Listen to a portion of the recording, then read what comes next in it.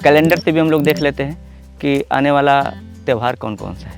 500 पेड़ अमरूद, कटहल, नींबू, संतरा, चीकू, प्लम, हरमन 99 सेब है, अभी टेस्टिंग में चल रहा है, आवाकाडो है, बाकी कमर्शियल में ड्रैगन फ्रूट, स्ट्रॉबेरी तो पहले से ही चल रहा है।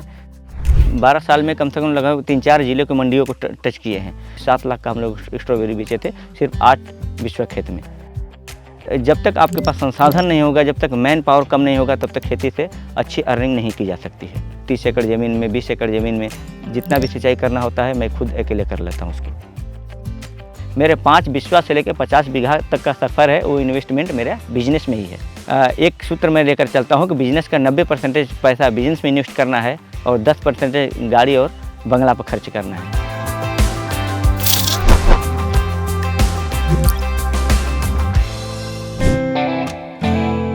खेती में उत्तर प्रदेश के पूर्वांचल को नई पहचान दिला रहे हैं चंदौली जिले के युवा किसान अनिल। अनिल का मानना है किसानी में आगे बढ़ना है तो एक कदम आगे सोचना होगा। उनकी खेती मौसम, कैलेंडर और त्योहार के गणित से चलती है। टाइम का भी बहुत हम लोग का वो रहता है कि कैलेंडर से भी हम लोग देख लेते हैं कि आने वाला त्यौहार कौन कौन सा है। त्यौहार बहुत सारे ऐसे फ्रूट होते हैं, जैसे बहुत सारी ऐसी सब्जियां होती हैं कि उस त्यौहार पर बहुत सारा डिमांड उसका होता है, तो उसको भी कैलेंडर से देखते हैं कि जैसे अभी मुसलमानों का रमज़ान आने वाला होता है गर्मी के दिन में, तो उसमें वाटरमेलन का जो ज़्यादा खींच होता है, पपीते का ज़्यादा खींच होता है, तो बिकवाली वहाँ ज़्यादा होती है। तो उसके हिसाब से हम लोग तरबूज की खेती करते हैं कि हमारा तरबूज की नर्सरी कब पड़ेगी, कब प्लांटेशन होगा, 65 दिन में, कब 65 दिन में हार्वेस्टिंग शुरू होगी। तो उसका हम लोग कंसेप्ट देख लेते हैं पहले कि हम लोग को इस बार इस टाइम पर नर्सरी डालना है, इस टाइम पर प्लांटेशन करना है और इस टाइम पर हार्वेस्ट कर देना है तरबूज की खेती। तो ये सब बहुत सारी चीज़ों को हम लोग ध्यान में रख कर काम करते हैं और यही चीज़ हम लोग किसानों को बताने का भी प्रयास करते हैं कि किसान इस तरीके से काम करें। खेती में बिहार के हॉर्टिकल्चर किंग सुधांशु कुमार को अपना आदर्श मानने वाले अनिल की मार्केटिंग स्ट्रेटजी कमाल की है। 35 साल के अनिल का कहना है, फसल उपजाना तो आसान है, लेकिन असली लड़ाई मार्केटिंग की है। जिसने इसे समझ लिया वही असली किसान कहलाता है। एक किसान के लिए कोई भी चीज उपजाना उसके बाएं हाथ का खेल है। उपजाना कोई इशू ही नहीं है, सारा प्रॉब्लम आके अटक जाता है मार्केटिंग पर। वहीं जाके किसान विफल हो जाता है, हार मान जाता है, टूट जाता है। स्ट्रॉबेरी का शुरुआत हम लोग सुनील जी के साथ किया गया, तो उस समय 50,000 रुपये इन्वेस्ट करके स्ट्रॉबेरी में एक जुआ के तौर पर हम लोग लगाए थे कि चलिए होगा तो ठीक है, नहीं होगा तो कोई दिक्कत नहीं है, अनुभव तो कुछ मिलेगा। तो मार्केट में जब बनारस हम लोग लेकर 2-4 डिब्बे गए तो पता चला कि कोई जानता ही नहीं स्ट्रॉबेरी को। कुछ लोग जानते थे जो यूट्यूब वगैरह पर देखे थे, तो बोले कि हाँ यार ठीक है, तो रखो हम लोग बेचना। 1-2 दिन पहले ऐसे ले जाकर हम लोग बेचे। उसके बाद लोगों का डिमांड धीरे धीरे बढ़ता गया। फिर दूसरे साल जब मार्केट पूरा बन गया बनारस में, तो दूसरे साल हम लोग 8 बिस्वा स्ट्रॉबेरी का खेती किए थे। 8 बिस्वा में उस साल बहुत अच्छी अर्निंग हुई थी। 7 लाख का हम लोग स्ट्रॉबेरी बेचे थे सिर्फ 8 बिस्वा खेत में। जैसे हमारे यहाँ 1-2 पिकअप माल हो गया, तो हम अपने एरिया में जो भी रेट है उसको हम 10 मंडियों से टच करते हैं। 10 मंडियों से टच करते हैं कि अलग अलग मंडियों में उसका भाव क्या चल रहा है। तो जहाँ अच्छा भाव मिलता है, जहाँ अच्छा रेट मिलता है, बस तुरंत वहाँ बात करके 2 गाड़ी अगर तैयार है तो 2 गाड़ी 2 मंडियों में भेजने का काम करते हैं। और जहाँ अच्छा रेट मिलता है उनके यहाँ हम लोग माल देते हैं। बाकी जो लोग हैं डेली बेस पर हैं तो उनको भी थोड़ा माल देकर पकड़े रहते हैं, ताकि वो मतलब हम लोग से माल लेना बंद न करे। इस तरीके का काम चलता है। यहाँ 2023 में जब मैंने शुरुआत किया तो उस समय 2023 और 24 में 24,95,000 का माल सेल किया गया था यहाँ पर। फिर 22 लाख के समथिंग पिछले साल का था। अब इस साल चल रहा है ₹1,00,000 महीना लेबरों का है, मजदूरों का मजदूरी जाना तय है एकदम। ये तो बिना मजदूर का काम होने वाला नहीं है। तो मजदूरों को देखते हुए पूरी खर्च दवा का है, फर्टिलाइज़र का है, बाकी यहाँ का जो खर्च है सारे खर्चों को देखते हुए इस तरीके से काम हम लोग कर रहे हैं। बाकी जो भी फाइनेंशियल हमारे पास अरेंजमेंट हुआ वो मैंने खेतों में लगाया, इसलिए कि एक फंडा है कि अपने बिजनेस का 90% मनी अपने बिजनेस में इन्वेस्ट करिए, 10% से गाड़ी और घर बनवाइए। चंदौली की चकिया तहसील के फिरोजपुर में रहने वाले अनिल कहते हैं, पूर्वांचल में ज्यादातर किसानों के पास खेत छोटे, संसाधन कम और परंपरागत खेती है, लेकिन अब वो बदल रहे हैं। बहुत सारे किसान हमारे पास भी खेती सीखने आते हैं। आपके उद्यान अधिकारी द्वारा हर ब्लॉक के, जिले के हर 9 ब्लॉक के किसानों को भ्रमण होता है हर साल, और इसमें भ्रमण में जो हमारी स्ट्रॉबेरी जो जितनी भी फसलें होती हैं उसको दिखाया जाता है, और दिखाने के साथ साथ बहुत सारी किसानों को जानकारियाँ यहाँ से दी जाती है हमारे द्वारा। बाकी आपके आसपास के जितने भी विद्यालय हैं, नर्सरी विद्यालय हैं, उनके बच्चों का भ्रमण होता है। हम पहले पुराने टेक्निक से खेती करते थे, और फिर जब अनिल जी को हम लोगों ने देखा तो नए नए चीज़ लाए, और इनको देख के हम लोग भी सीख रहे हैं। जो खेत में करते हैं हम लोग भी यूज करते हैं, तो रिजल्ट अच्छा आता है। अनिल जी जब आए तो मैचिंग की खेती की और ड्रिप लगाए, फुहारा द्वारा मतलब सिंचाई कर रहे थे। उसी के देखते हुए हम लोग अपना तरबूज की खेती कर रहे हैं, खीरा खेती कर रहे हैं। आज हम लोग को बहुत अच्छी बेनिफिट मिल रही है इन्हीं के द्वारा। सच्चाई ये बात है कि इनसे छोड़ के जितने हमारे गांव सभा के लोग हैं सब इनसे सीख लेते हैं और इन्हीं के माध्यम से खेती करते हैं। देखा जाए तो अपने ज़िले में हम जैसे बहुत सारे किसान अब धीरे धीरे उभर रहे हैं, हम लोग को देखकर जानकारी लेकर पैशन की खेती कर रहे हैं। बाकी और ट्रेनिंग के दौर पर अपने यहाँ अगर आकर काम करना चाहते हैं तो काम भी करते हैं। कुछ किसान 2 दिन 4 दिन 10 दिन रहकर काम करके यहाँ ट्रेनिंग सीख कर जाते हैं, अपने खेतों में काम करते हैं। इस तरीके का काम कंसेप्ट बनाकर हम लोग कर रहे हैं। मिर्जापुर से सटे चंदौली के पठारी इलाकों में खेती आसान नहीं है, लेकिन इन जमीनों पर अनिल ने ड्रैगन फ्रूट, स्ट्रॉबेरी, जापानी पिंक अमरूद, चीकू, संतरा, नींबू, बारहमासी कटहल और मोरिंगा जैसी फसलें उगाकर मिसाल कायम की है। पूर्वांचल में कई फसलें पहली बार अनिल ने ही शुरू की। उनके खेत की पैदावार आज वाराणसी से लेकर पूरे पूर्वांचल की मंडियों तक बिकने जाती है।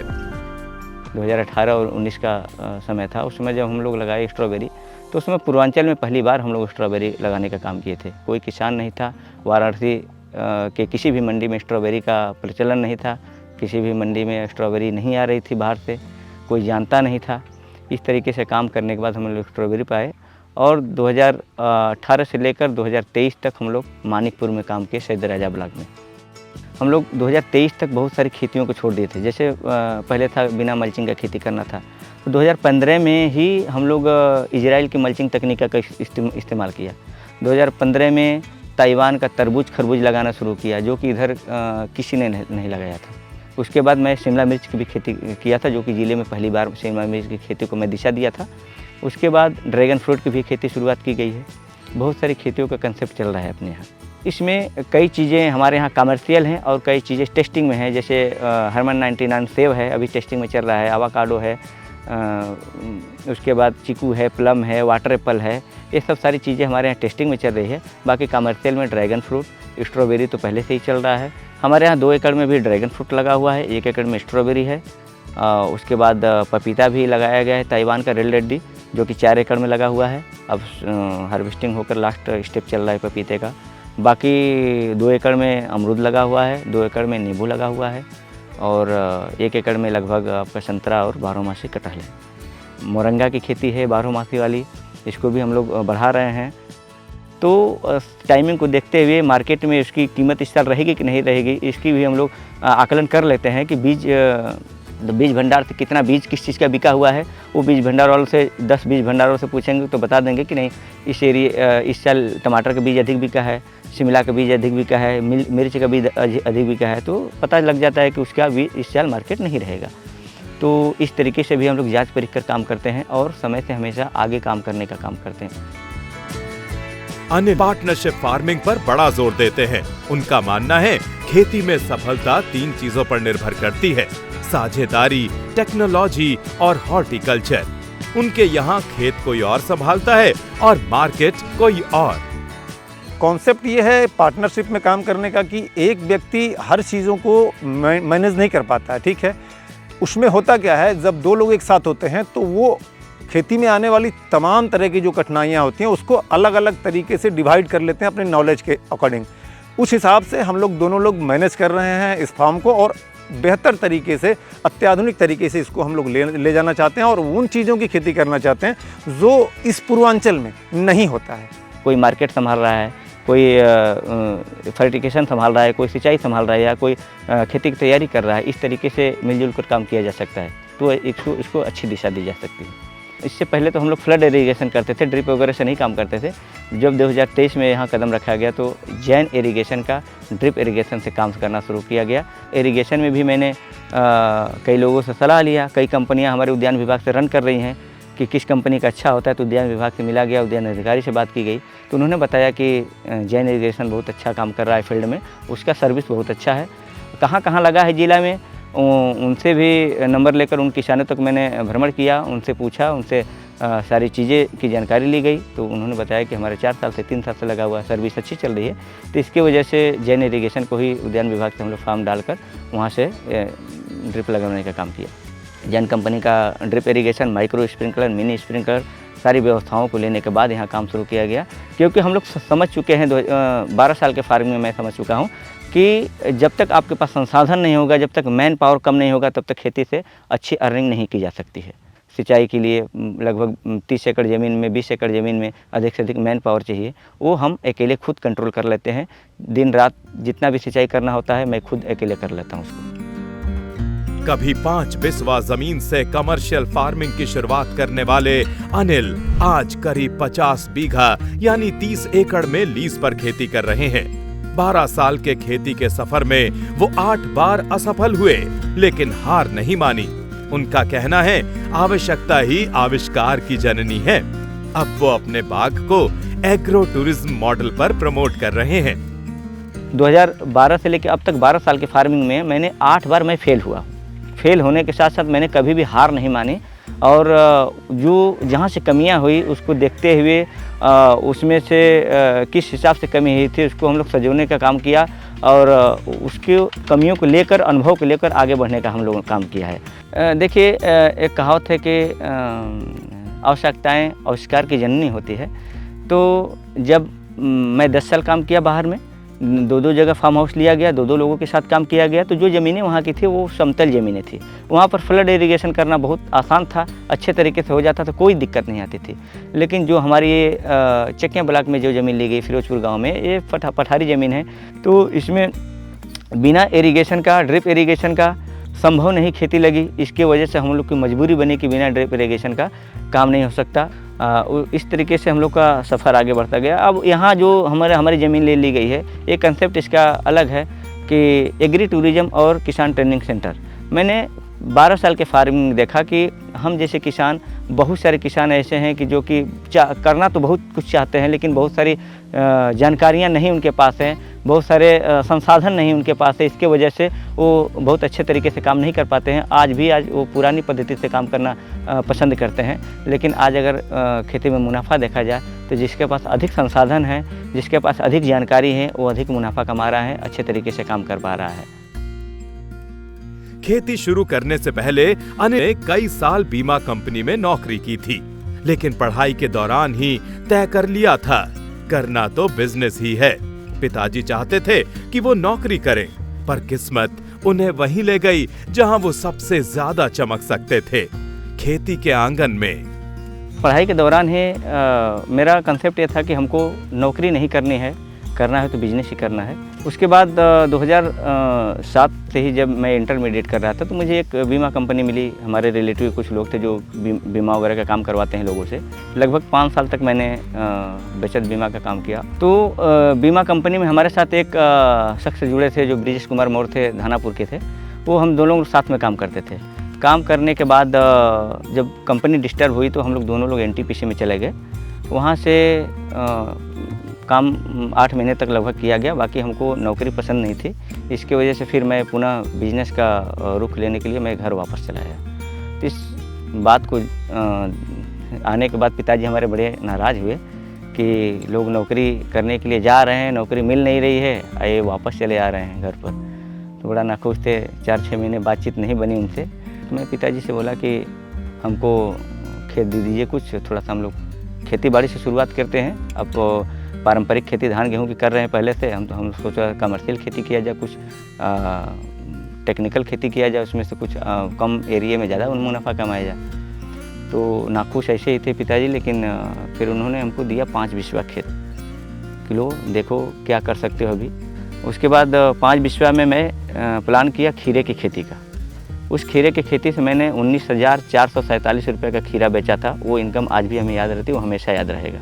पिताजी को लगा 2013 में कि 1 बीघे में भी 19,000 का मैं गेहूँ नहीं बेच सकता। इन्होंने 5 बिस्वा में इतने का इन्होंने खीरा लगा कर बेच दिया, और मंडी वाला काम उन्हीं को दिए थे कि आप ही पैसा मतलब माल लेकर जाइए और पैसा अरेंज करिए आप। फिर उनको लगा कि नहीं कुछ अच्छा हो सकता है, लड़का एक्टिव है, तो फिर हमको 2 बीघा खेत बरसात के लिए दिए। बरसात की खेती में मैंने उनको 2.5 लाख रुपया दिया। इतिहास और राजनीति विज्ञान में पोस्ट ग्रेजुएट अनिल आज मेहनत और लगन से सफलता की सीढ़ियां चढ़ रहे हैं। लेकिन एक वक्त उनकी जिंदगी में वो भी आया कि जब उन्हें अपनी बाइक बेचनी पड़ी, पेट्रोल के पैसे उधार लेने पड़े। आज कई पुरस्कारों के साथ उनकी पहचान प्रदेश स्तर पर बन चुकी है। उस समय की स्थितियाँ ये थी कि हमारे पास मोटरसाइकिल में पेट्रोल डालने का भी पैसा नहीं था। तो मैं अभी वही दूध वाले धंधा जिसको दिए थे उनसे मैंने 1200 रुपया लिया उधारी। ये जो होम्योपैथिक का डिब्बी ढक्कन बनता है, डिब्बिया जो बनती है होम्योपैथिक की दवा देने के लिए, उसकी मशीन हमने लगाया। तो उसके लिए भी पैसा नहीं था हमारे पास। तो फिर अपनी जो मोटरसाइकिल थी उसको बेच दिया मैंने। बेचने के बाद जो पैसा अरेंज हुआ उससे वो मशीन लगाई गई। उसके बाद फिर हमको लगा कि अपने पास खुद खेती बाड़ी है, अपनी पुश्तैनी ज़मीनें हैं, सब साधन सुलभ है हम लोग, तो उस पर काम किया जाता। 2021 में आपके उत्तर प्रदेश आनंदीबेन पटेल राज्यपाल द्वारा हम सम्मानित भी हुए 2021 में। और उसके बाद हर 23 दिसंबर पर आपके जिलाधिकारी द्वारा प्रशस्ति पत्र दिया जाता है। किसान मंच पर किसानों को संबोधन करने के लिए जगह दिया जाता है, समय दिया जाता है, और बहुत सारे प्रशस्ति पत्रों से नवाजा गया हमें इस तरीके से काम को देखते हुए। तो मेरा भी हौसला बढ़ता है कि इस तरीके का अगर हमें ज़िले से सम्मान मिल रहा है तो मेरा भी कुछ दायित्व बनता है। उसी दायित्व को लेकर मैंने कॉन्सेप्ट बनाया कि अब जितने भी हमारे ज़िले में किसान हैं उनको जो बिना जानकारी के खेती कर रहे हैं उनको अच्छे से जानकारी दिया जाएगा यहाँ से। अनिल कहते हैं अच्छी खेती के लिए मिट्टी की सेहत का ध्यान रखना जरूरी है। रासायनिक खाद और कीटनाशकों का अंधाधुंध इस्तेमाल छोड़कर संतुलित खादों का प्रयोग ही मिट्टी को भी बचाएगा और फसल को भी बढ़ाएगा। जो खेती में आना चाह रहे हैं वो अच्छे तरीके से उनको यही कहेंगे कि जो पारंपरिक खेती है उस खेती को छोड़कर वो किसी जानकार व्यक्ति के कंसेप्ट में काम करे, उनके साथ मिले, उनसे जानकारियाँ लें, इकट्ठा करें। आप सोशल मीडिया का ज़माना है, उससे जानकारियाँ इकट्ठा करें, विजिट करें।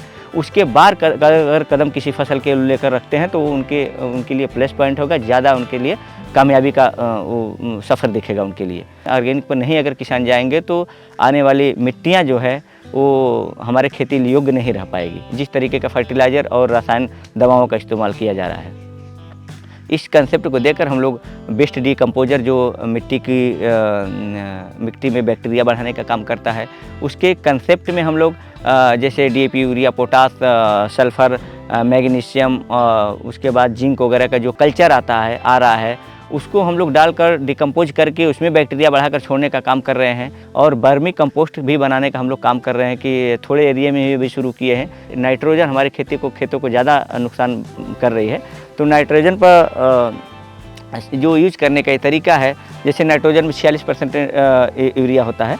तो कुछ जैसे फसलें होती हैं आपका 90 दिन की जो फसलें होती है उसमें 20 से 25% नाइट्रोजन की ज़रूरत होती है। तो इस तरीके का जानकारी अगर किसानों के पास नहीं रहेगी, हमको फास्फोरस कितना डालना है, पोटेशियम कितना डालना है, मैग्नीशियम कितना डालना है, मिट्टी की उर्वरा शक्ति क्या है, बहुत सारी चीज़ों की जानकारी लेकर मिट्टी की जांच करा के तब जाकर किसानों की आय दोगुनी होगी। जो सरकार कहती है कि किसानों की आय दोगुनी करने की बात हो रही है। तकनीक से तरक्की न्यूज़ पोर्टली की एक खास सीरीज है जो उन किसानों की कहानियां लेकर आती है जिन्होंने परंपरागत खेती को आधुनिक तकनीक से जोड़कर नया अंजाम दिया। ये सीरीज बताती है जब मेहनत और नवाचार साथ चलते हैं तो मिट्टी भी सोना उगलती है। हर एपिसोड में एक ऐसी प्रेरक कहानी होती है जो कहती है खेती अब सिर्फ गुजारा नहीं बल्कि गर्व और तरक्की का जरिया है। चंदौली के इस युवा किसान से आपने क्या सीखा? कमेंट बॉक्स में बताएं। आपके सवाल हों तो जरूर पूछें। खेती किसानी की जानकारी के लिए देखते रहिए न्यूज़ पोर्टली।